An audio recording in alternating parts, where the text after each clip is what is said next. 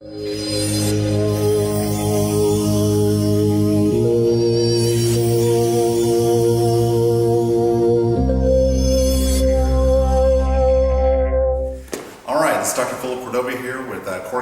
I'm here with Teresa Chojanowski, one half of Phil and Teresa here at Crossfit Central Houston, one of my favorite places to be. So I started doing CrossFit in March and on the advice of a patient, and so I kind of came in and got going, got excited. Now my wife's doing it, two of my sons are doing it, so we've got the whole crew involved. So yeah, so we appreciate it, Teresa. So I just want to ask some questions. I know lots of patients have questions about it. So first, just give me an idea of how you got into CrossFit. Sure. Phil and I accidentally started CrossFit. He was in the military doing kind of CrossFit things. He didn't know it at the time, but it wasn't working with his schedule anymore, and so he was looking for something similar to what he had been doing. And I was just sort of running and every once in a while making it to 24-hour fitness, but so bored with that. Right. And he stumbled across a CrossFit gym. He saw some people doing some pull-ups in a garage somewhere, and we had to go and try it out. That's great. And that was 5 years ago, I guess. Yeah, I mean, it goes fast. Yeah. And so, awesome. So what are some of the biggest concerns people have when they contact you? Because I know, like, I emailed you first trying to ask about questions. I mean, what are some things that people worry about? Most people's biggest concern is the intensity. I get a lot of, I haven't worked out in a long time. Is this going to be too much for me, too intense for me? I'm very overweight. Can I even do any of these exercises? Will I be the last person in the class? Everybody's waiting on me or looking at me. I think those are the things that I hear the most. Okay. One of the things I always hear about is people worrying about getting injured. And so, what are some of the things that people can do to avoid injury if they start a CrossFit class? The on-ramp program that we have is part of trying to prevent injury. So having that 2-week period of scaling the intensity and ramping up the intensity gradually over the course of 6 classes really helps with preventing injury. We take things much slower in the on-ramp class. And it's a trick I learned. Right. It was much less intense, and then also it was more intense, right? And we place the focus on technique above all else. So, nobody gets injured with a PVC pipe. Right. People get injured when they try to do too much weight and throw form out the window. So by making technique the #1 focus, I think that cuts off so much of the potential injuries. Right. I think maybe people jump in and do too much too soon. I know when I started, I did 3 classes a week, and even sometimes I had to go 2 and kind of ease back and forth. But the enthusiasm is you want to do as many as possible, but you talk about having rest days. That's the dog here, Abby, also the mascot here at CrossFit. So, but you talk about building up and how important rest days are. Yes. As well, right? Yes, your body's getting stronger on the rest days, so you've got to give your muscles a break to build back up from all the work that you've done. And a lot of people are used to going to the gym, 7 days, 6-7 days a week, but you don't need to do that with CrossFit. Right. 3-4 days a week is plenty for most people. Right, and I mean, even with the kids doing it, I mean, I've noticed the results that you get much faster.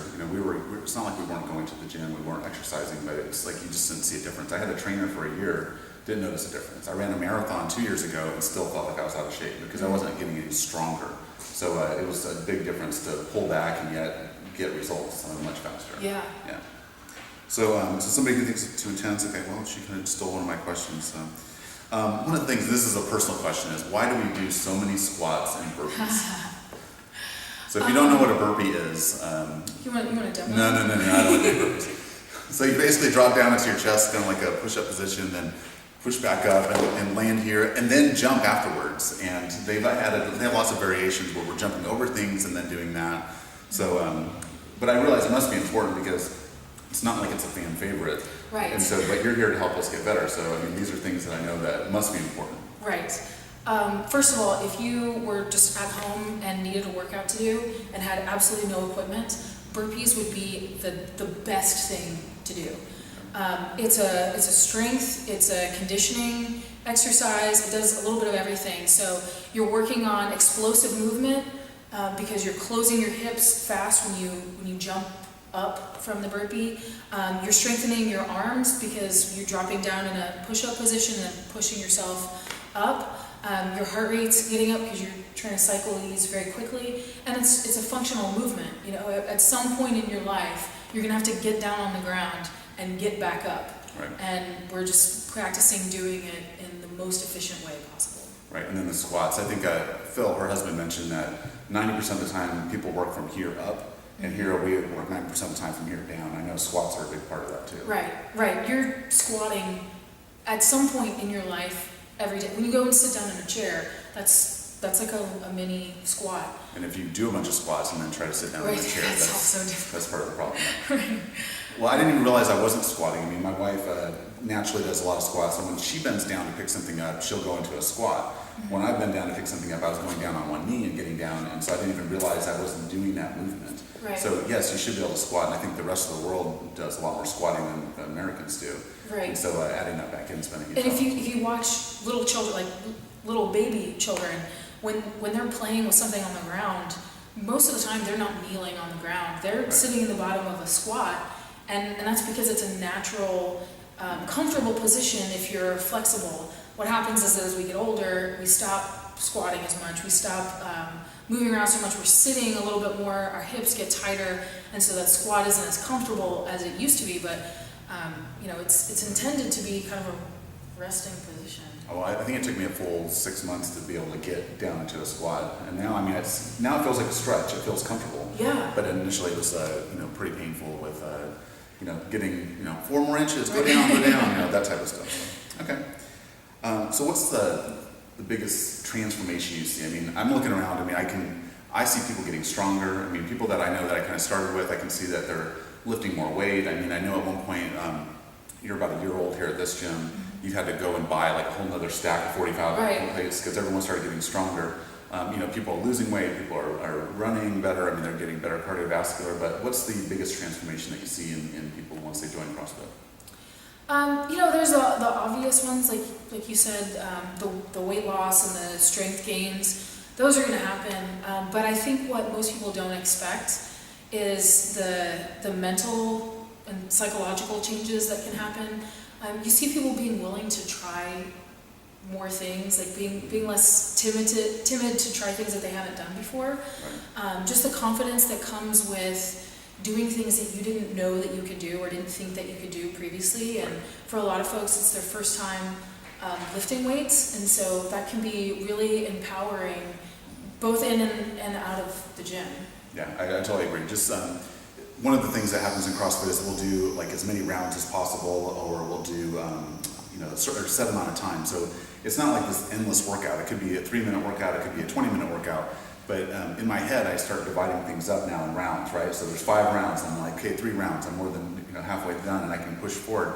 And I end up doing that in my day as well. So you know, something that's a challenge, or you know, I'm dealing with my kids with homework even. You know, I can tell them, 5 more minutes. We're going to push 5 more minutes and help them push a little bit further. Then we can take a break and we go back at it. It's interesting how that works. But the mental aspect, of course, is huge. So there's no complaining in CrossFit. There's no crying in CrossFit.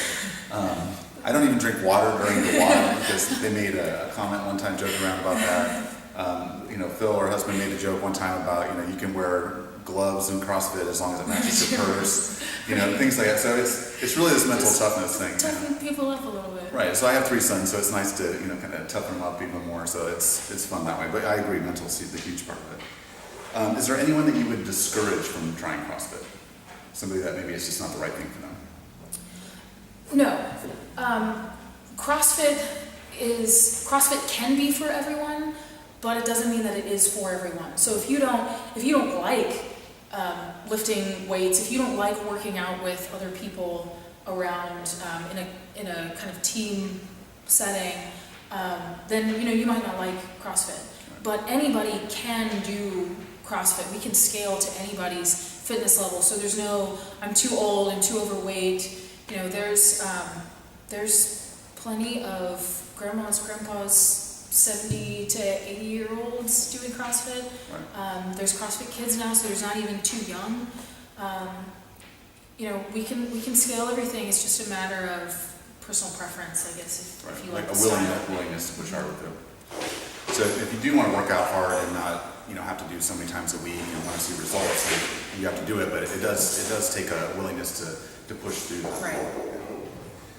Okay, so someone's thinking about starting CrossFit. Is there one thing that you wish they knew about CrossFit? I know that there's some of the comments I've gotten is everybody knows it's intense. Everybody knows the full body workout. I mean, they think of throwing tires and things. Although I think we've only thrown tires one time in 9 months. But I mean, I'll have to get to my tires. Great.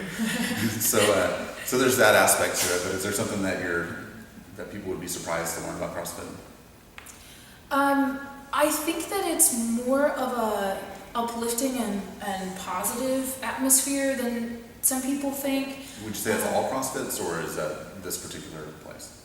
I would like to think that it's most CrossFits, but every place has their own style, their own atmosphere.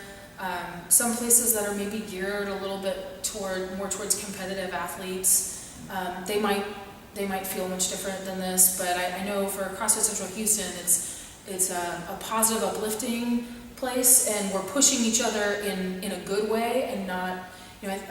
I've heard a lot of folks be worried that the people being around you, helping you work out, they're like, oh, well, helping me, that means they're screaming at me and telling me to, hurry up, go, go, go. And they kind of are in some senses, but it's in a, like, you can do this, keep going, great job sort of way. And I don't know that everybody realizes that at first. Yeah, there's really a sense of community here. I think that's you and Phil creating that culture. And I didn't really realize that would be something that I enjoyed or something I'd want to be around. But I mean, they do some social events where they get together for happy hours and bowling and things like that too. The other day, I know they had a class and they kind of had everybody sit around in a circle. And I think Phil suspected that nobody was learning each other's names. So he picked out one of the guys to say, tell me everyone's name, because that's one of the things, if you see a new face, you're supposed to introduce yourself, and so that's really encouraged here.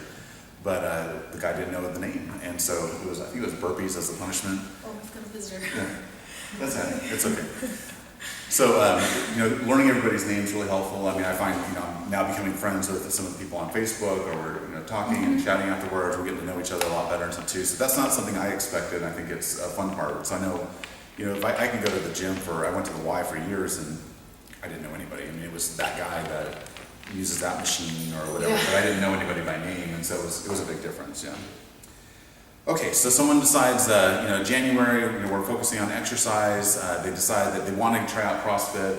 I know we're really talking about a lot of exercise in the office right now. What is it that they need to do to contact CrossFit Central Houston if they want to do a free trial class or to get started? Yeah, visit CrossFitCentralHouston.com, and on the homepage there's an icon that says schedule a free trial, and I'll take you through all the steps. You can pick any class time you want and come check it out. Okay. And just wear comfortable clothing, be ready to be sweaty. I learned to bring extra towels for my car. Right. And make sure you bring some water. But, realize that everybody all had that first time where they were really scared about it. I had to really psych myself up to come to my first class, and then even more so for the second class. And I think I got a look one time on my face where they weren't sure either way if I was going to just leave forever or what. But I was just mad at myself because I realized I was completely out of shape. Because most of the time I thought, I'm all right, I'm doing okay, but it was completely out of shape. So stick with it. I would just say, with anything that you do, the more consistent you are, the better results you're going to get. I would not suggest coming to CrossFit and going, hey, I'm just going to do the free trial class and be surprised that it's hard. It's going to be hard. And that goes for pretty much anybody coming in. I thought that I was in shape, and after my first CrossFit class, I did not feel that way anymore. Right. So everybody has been there, and that's kind of the best thing about it is that's a bonding experience, because they know what their first time was like too, and so everybody's super welcoming and helpful. Right. And what they just like to see is that you tried. It's one of those things where if you just get in there, even if you're the last one, or you didn't lift as much weight as anybody else, the fact that you put forth that effort, and hopefully you put as much effort as you could for you, I think that's what everybody appreciates about each other, and that's what everyone's encouraging on. And that's what you'll feel good about, is that you overcame that, pushed through that, and that gives you all the different benefits. So thank you very much, Teresa. I appreciate it, and we will see you around here for many, many more classes. So thanks, appreciate it.